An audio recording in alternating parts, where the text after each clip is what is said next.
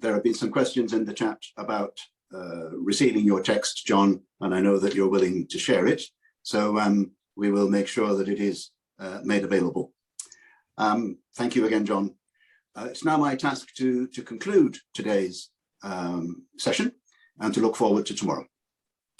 I won't summarize. We've talked about the rules-based order that Britain helped to write after World War II and its selective application, one might almost say with amnesia, entailed the role of the United Nations and its failure to resolve this issue. We've spoken quite a lot about recognition. Indeed, John, towards the end of his talk, spoke about recognition of the State of Israel. I would simply say on that point that recognition is the policy of the Labour Party, the Lib Dems and the SNP, and it is attainable. It's a British government decision. I don't think it's for the British to pontificate about what the outcome of Israel-Palestine should be. And recognition does not do that. Recognition does strengthen the Palestinian hand legally. In the run-up to the decision that Hanan Ashrawi mentioned by the chief prosecutor and the court to investigate alleged war crimes, Germany intervened to say that because Palestine is not a state, has not been recognized by Germany, then there is no role for the ICC. British recognition would scotch that. Gaza has been mentioned, and the fact of continuing Israeli military occupation of Gaza, albeit from without rather than from within. And Gaza is an open prison, as Cameron said, and the punishment of Gaza through the blockade, now approaching its 15th anniversary, is collective punishment. We've spoken about settlements and settlement trade.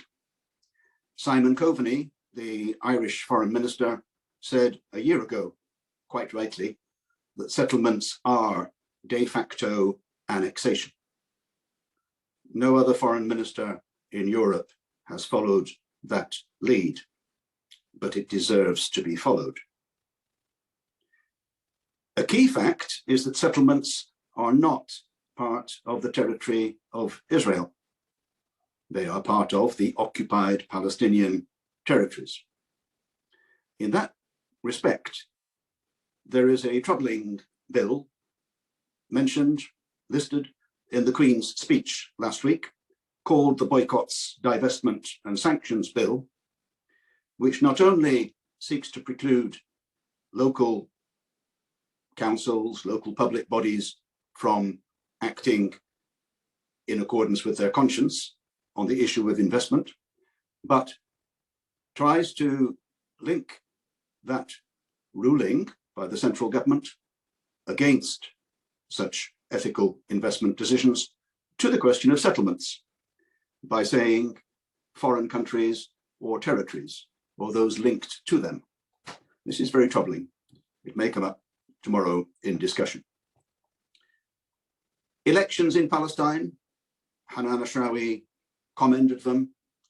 It would be important for our government to press the Palestinian leadership, the PLO, to engage in elections, including in East Jerusalem.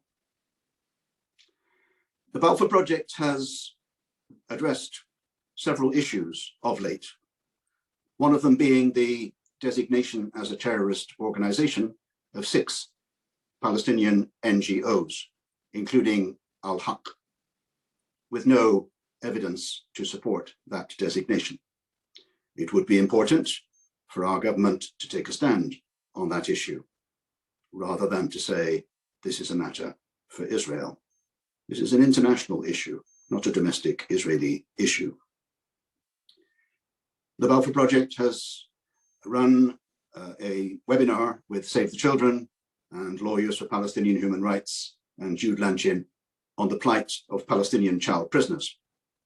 That is relevant to the United Kingdom because in 2011-2012, the Foreign and Commonwealth Office funded a visit by British jurists to Israel-Palestine to assess the situation of those child prisoners, and came up with 43 recommendations for change to ensure that Israel complied with conventions which it has signed up to, like the International Convention on the Rights of the Child.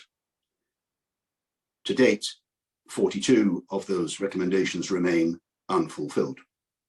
What might our government do to pursue those 42 recommendations? The Balfour Project has also run a webinar about Muzaffar Yatta, about the South Hebron Hills, where the Israeli Supreme Court recently allowed the Israeli government to evict 1,000 Palestinians from 8 villages in Muzaffar Yatta. And here I would commend to you some work by 2 of our peace advocacy fellows, Douglas Gerard and Paila Beard-Leakey, who have compiled a letter, which is on our website, to be sent to your MP, asking your MP to raise the issue with Liz Truss and with the Middle East Minister, and to seek to ensure that the British government opposes Israeli government action against those 1,000 Palestinians. If they were to take action against them, that would be the biggest forced transfer of Palestinians since 1967 in the West Bank. Finally, a word about tomorrow. Dr. Phyllis Starkey will chair the session, starting at the same time as today, 3 o'clock UK time. There will be a talk delivered by John McHugo, actually, on behalf of Professor Michael Link, the recent UN Human Rights Rapporteur on the occupied Palestinian territory. There will be a conversation with Rory Stewart, a Palestinian panel chaired by Dr. Imad Karam, and involving Layla Sansour, Adam Abdullah, Atif Sha'ir, and Victor Katan, following up on something that Ghada said today. What's it like to be a Palestinian in Britain today? And what of the comparison between Ukraine and Palestine? And finally, there will be a panel of British MPs, because the focus of the Balfour Project is on our own government and our own civil society as to what can be done towards equal rights. So that panel will discuss whatever you wish to throw at it, and that you are welcome to present questions to the panel after they have presented their own personal positions. And at the very end of the day tomorrow, around about 6:30, Dr. Phyllis Starkey will read out the statement that I mentioned earlier, the statement engaging the Balfour Project on a way forward. Last of all, can I thank you all for being here? Can I thank those of you who have responded to our invitation in the chat to donate to the Balfour Project? We do need support, financial as well as moral, in order to keep going and ideally to grow in our outreach and our influence, which is needed. If you're able to give a one-off donation, that's fantastic. If you are able to give regularly, you become a friend of the Balfour Project. We welcome either category of donation, but naturally friendship which lasts through regular giving is preferable.